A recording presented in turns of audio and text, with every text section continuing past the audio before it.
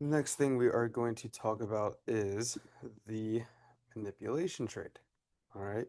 So I know I just talked about before that we shouldn't be trading if we're in between the high of the day and the low of the day. Or it's not that we can't trade in between the high of the day and low of the day, but you want to risk less because it's less likely to happen. However, as you can see right here, we've made our range, right? And we can see that the top of the range manipulated the high of the day.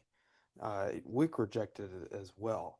We don't have to have a wick rejection, although a wick rejection does add more validity to the trade because it tells me that we rejected the high of the day or low of the day quickly, meaning there were a lot of orders clustered here that got taken and then moved the opposite direction, right?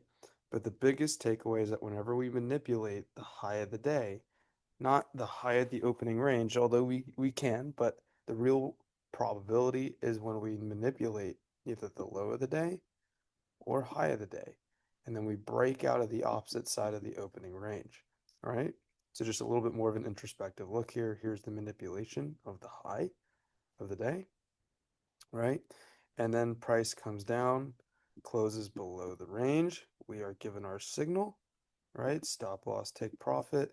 And a lot of the time, again, I always recommend just to go where the TP is asking it to go, but a lot of the time we will end up taking out the low of the day or high of the day of where the opposing liquidity is, right? So just like this example here, this was just like, again, a very pitch perfect setup. We had 8:30 a.m. news as well.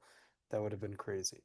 But again, I think the most recent trade that everybody just saw me take the other day was right here. Um, we actually did manipulate the high of the day, and this is, I forgot to mention, this is very crucial. You want to mark out that 9:30 candle, which is right here,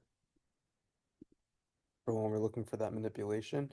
And we want to see that after 9:30 if we manipulated that high or low. So I apologize for not clarifying earlier. So there's that high of the day getting manipulated and wick rejecting here at 9:30. And here is our low of the day. And as you can see, we manipulated right here. Here's that manipulation, right? Here we are finally closing below that range, and we have traded not only to our data news lows here, but also the lows of the day as well, right? So those manipulation trades are gorgeous. They're some of my favorite. Now, if you also, again, if you have that wick rejection in combination with that manipulation, it's beautiful. We can also see V1 would have given us an even higher risk to reward if we were aiming for both the news low and the low of the day here. But yeah, that is the manipulation trade.